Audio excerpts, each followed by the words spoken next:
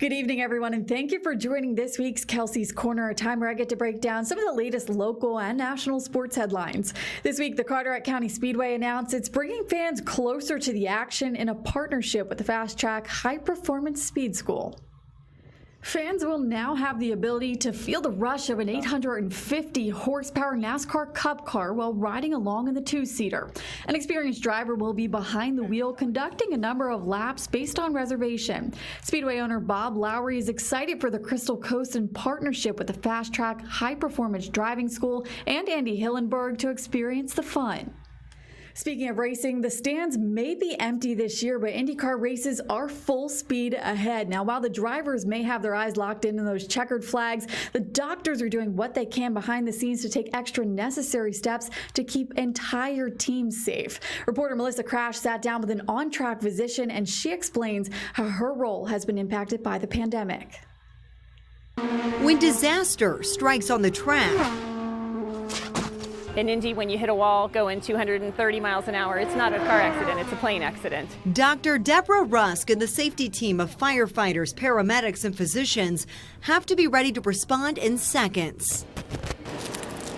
We get the yellow, yellow, yellow from the command center, and we are dispatched and ready to go. Rusk is a physician for the on-track safety team. She's witnessed everything from the winning car crossing the finish line to near-death experiences. Those moments can be very scary. But racing during a pandemic is unlike anything she could have ever imagined. Our big role hasn't changed. We are here for the drivers.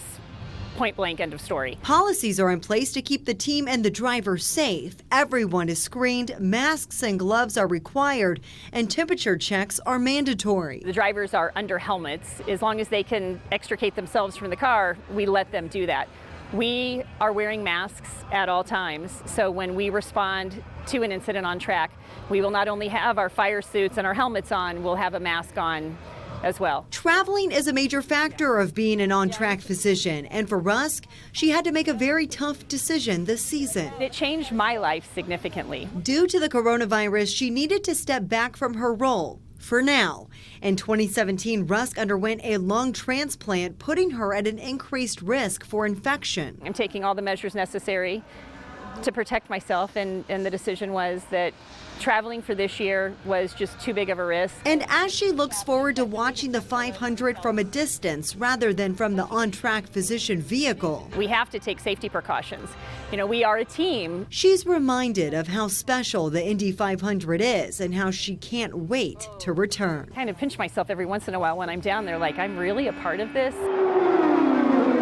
From the Indianapolis 500, I'm Melissa Crash.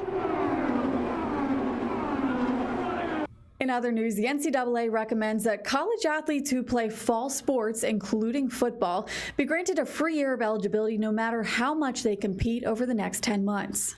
Right now, the board of directors is taking a look at the proposed recommendation. The spotlight was placed on the powerhouse after the outcry of concerned athletes about their altered fall seasons because of the pandemic.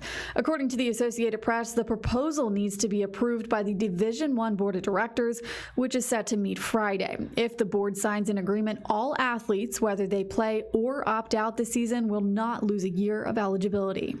And just in this afternoon from Pirate football, East Carolina is reporting 10 new positive COVID-19 tests. The team canceled practice this afternoon following the results, and as of right now, the hope going forward is to get back on the field in a few days. The team was scheduled to conduct its third and most important scrimmage of the preseason on Friday. Short and sweet this week. Thank you so much for tuning in to Kelci's Corner. We'll see you same time, same place next week.